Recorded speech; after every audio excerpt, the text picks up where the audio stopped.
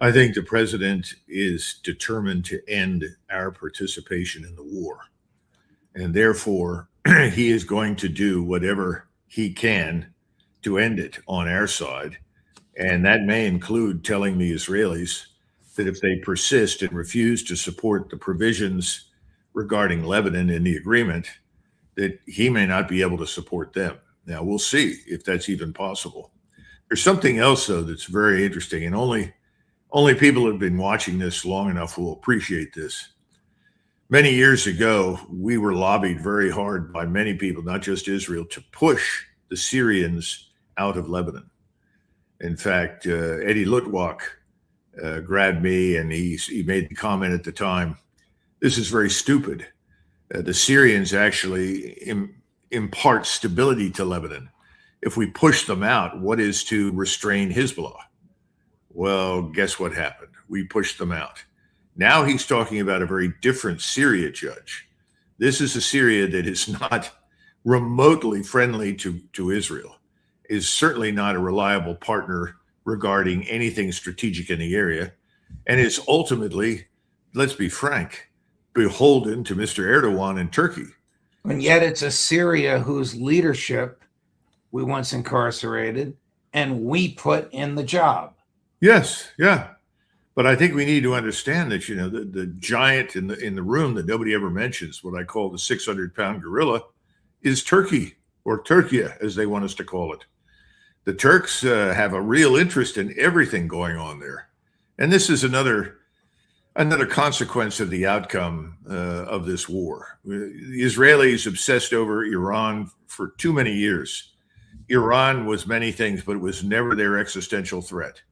They turned it into an existential threat. The existential threat was always loitering in the background, and it was called Turkey or Turkey. It's still there. They're beginning to wake up to it, and they're going to have their hands full because the region now, for the foreseeable future, is not going to be dominated by the United States or Israel. I think we have to expect that this region will be dominated by the two great powers that dominated it for hundreds and hundreds of years, if not thousands. One are the Turks. Two are the Persians. We call them Iranians. It's the same thing. Turks and Persians. They're going to dominate everything now because our strategic influence, whatever we say, has been very seriously weakened by the outcome of this war. How bad a setback is this for Israel in general and Netanyahu specifically?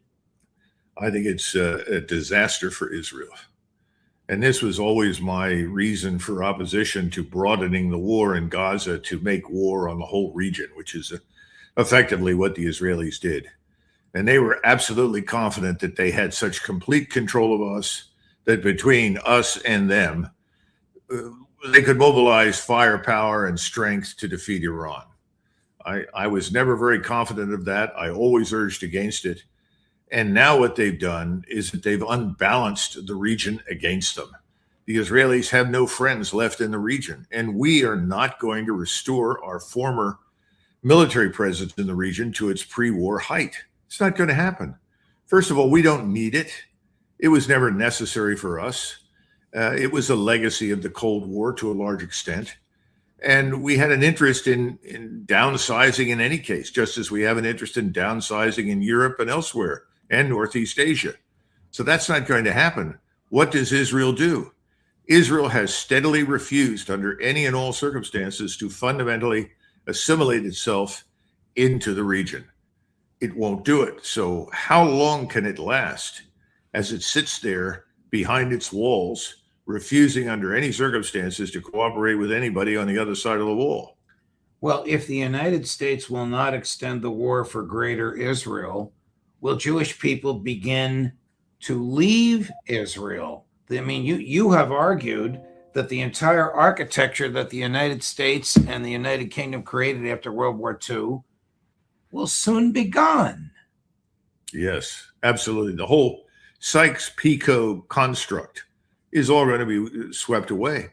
I'm not confident that the so-called Emirates are going to survive, or Bahrain, or Kuwait, or Qatar. Now, perhaps Qatar, for various reasons, could slip through and survive. Qatar has good relations with the Turks. Qatar wants relations with Iran. They may be able to do it. The others, I'm not so sure. There may be new states that emerge. That's eminently possible under new leadership. Some may go away completely. I think Kuwait is very much on the road to extinction because Iraq, which is a strong ally of Iran, and a lot of people don't understand that. They think we actually fought and won a war in Iraq. We didn't. That's almost a foregone conclusion, I think. So you're right. The world has been turned upside down.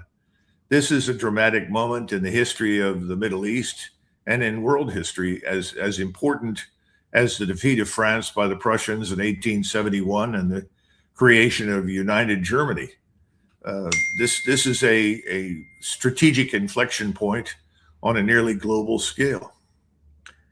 Our security interests in the Middle East are now highly at risk. There's no question about it. We cannot go back to what we had before. We will not have the influence that we had before. And this is part of a larger global shift away from this bipolar situation or monopoly that we thought we had, which was always an illusion. There are great powers out there: Russia, China, Iran. The Turks are a great power. Let there be no mistake about it. Germany is going to come roaring back onto the stage as a great power. That's in Russia's interest as well as our interest. Germany should be strong and productive and effective. These things are coming. And what we need to do is get on the right side.